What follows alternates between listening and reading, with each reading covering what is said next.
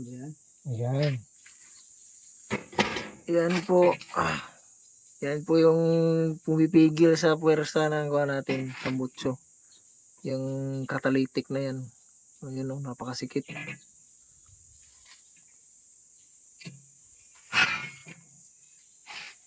I-remove natin yan para maka-ginhawa yung motor. Yan. Tanggalin ito na lahat, no?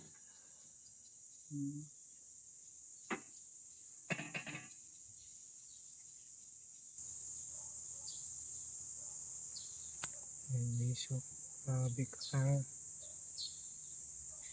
sikip ng kanya tilitik.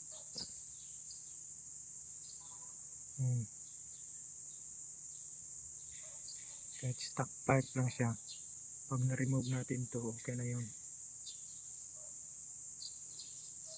Hindi siya ganong masikip. Hindi na natin ipakalkal kasi bawal yun eh. Ito lang catalytic, remove natin.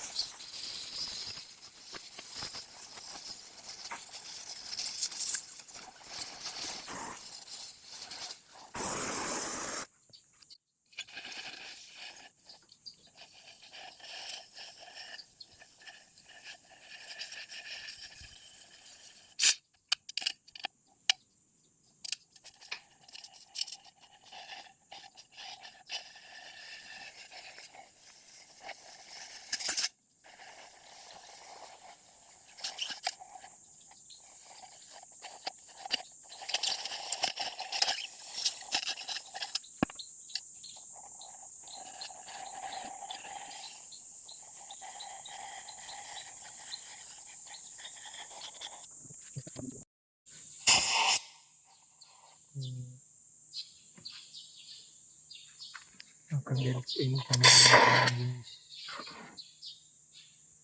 yung catalytic niya. Kailangan putulin din sa gitna.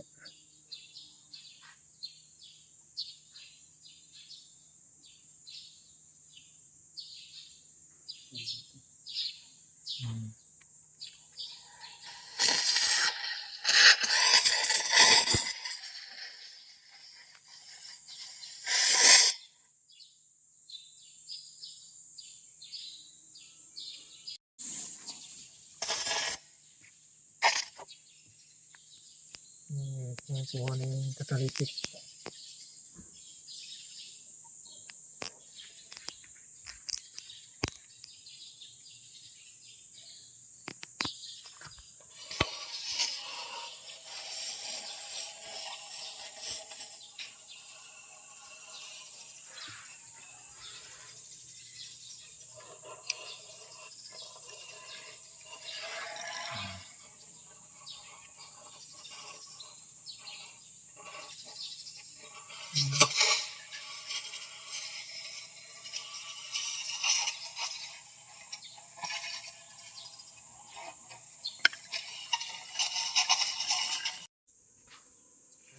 itsura niya sa loob.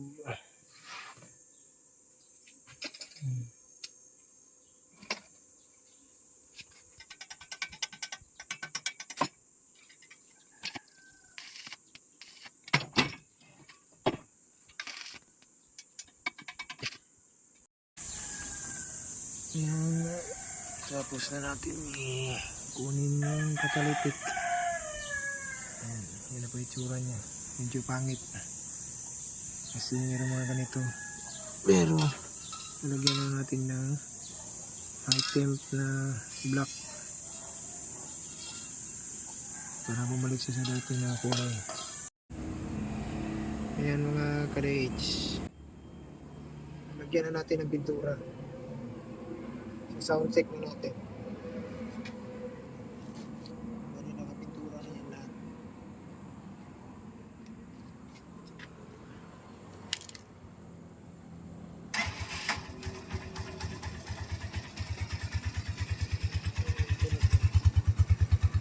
Parang Pinoy 155 yung tunog.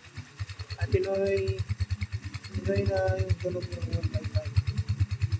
Medyo malaki-laki na yung bukas ng kuha na natin yung catalytic.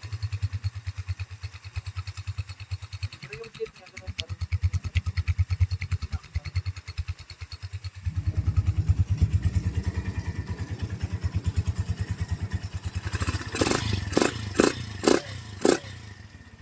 Naramdaman natin bawat trip natin. Sa pigil.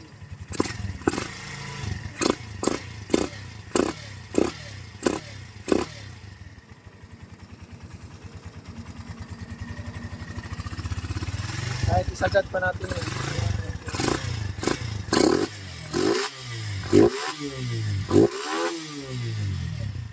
Ito yung galit ng 186.